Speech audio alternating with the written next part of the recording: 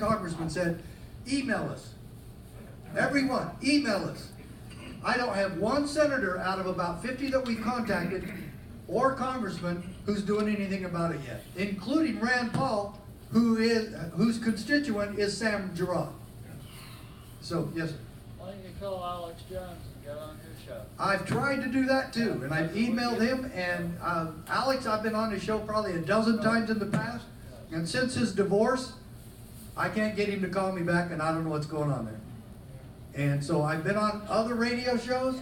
I've contacted Judge Napolitano, and he's totally with us. He gave me the producer's name for Hannity.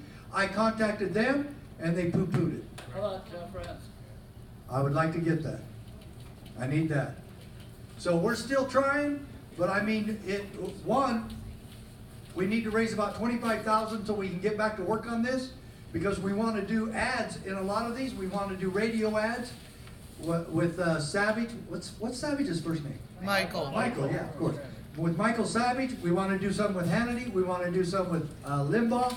We want to really go out there, but we've already priced these ads. To do 100 ads on all of those will be over $25,000. We really need to raise some cash, folks. And so, like I say, I've been doing this full time since Sam Gerard got arrested, and he was just found guilty last week on all 13 counts. Because what did the judge? The judge told the jury. And what really, I'm starting to get a little bit fed up with juries who are so ignorant that they do everything the judge tells them. Yeah. You know what? I'm really getting tired of that. These are uneducated, ignorant people, and they get to court, and they see an Amish farmer there with some of his family in the courtroom, and they find him guilty because the judge says, you can only weigh the evidence. If he did this, then you have to find him guilty. Why would you obey somebody like that? Right. Release that man and send him home. And they had a chance. And now, I'm having to eat a little crow because I said there's no solutions in Washington, D.C. And now the only solution for these people is executive clemency. It's the only thing left. Unless the sheriffs would go get a court order from a judge and say, release this man to the sheriff, and the sheriff basically takes him into custody. But I actually had that sheriff sign a letter to the FDA stating that he was under his protective custody, that Sam Gerard was. They sneaked into the county and hauled him off anyway. It took them about 5 months to sneak behind the sheriff, but they did it. So we have a lot of work to do. And let me ask how many right now, I said this on Pastor Sanders' show last night. How many of you are familiar with the Good Samaritan story? When the Lord was asked, who's our neighbor? Is there anybody in here who is not the neighbor of Sam Gerard? No. Please raise your hand, stand up if you're not Sam Gerard's neighbor. Good point. Okay, then we've got to do something to help this man. Amen. And like I say, if you can take it further than I have, we'd love to have you do it. But I gave Sam and his family my word that I would do all I could to get this in front of Trump. And I'm going to keep doing it until it happens. But the thing of it is, I'm not independently wealthy. In fact, I'm going to tell you right now, I'm not wealthy at all. And the funds that we collect for the CSPOA memberships have kept me going thus far on helping these people get out of prison. And so we're going to keep doing it because why? Because what if it was you? What would you want us to do? And it might be one of us very easily. If they can throw away the key on an Amish farmer, they can do it to any of us. That's right. And they will.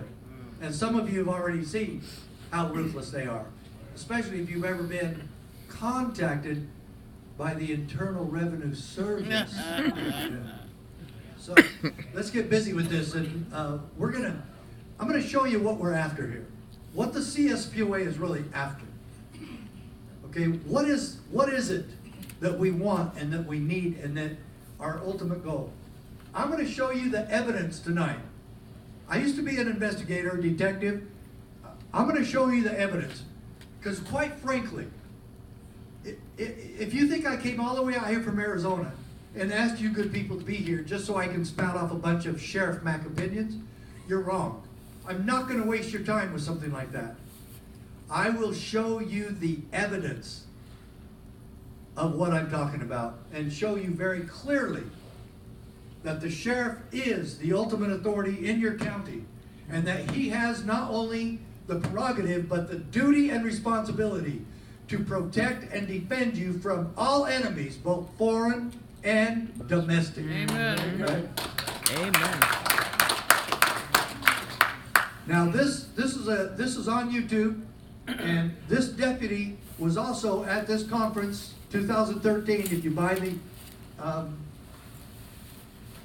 this, you'll see him in there. He was Deputy Sheriff of the Year, and we've only had one of those in 6 years. One. We've had constitutional sheriffs every year that they've got the award like Sheriff Clark did. One deputy, and here he is. The YouTube video going viral, posted on the internet by two activists who brought a camera into the Albany International Airport while they passed out flyers.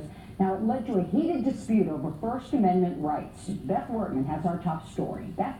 Hi, Benita. Well, as you'll see in the video clip, an airport spokesman tries to stop these activists from their mission, but a sheriff's deputy steps in to settle the confrontation and the right to free speech.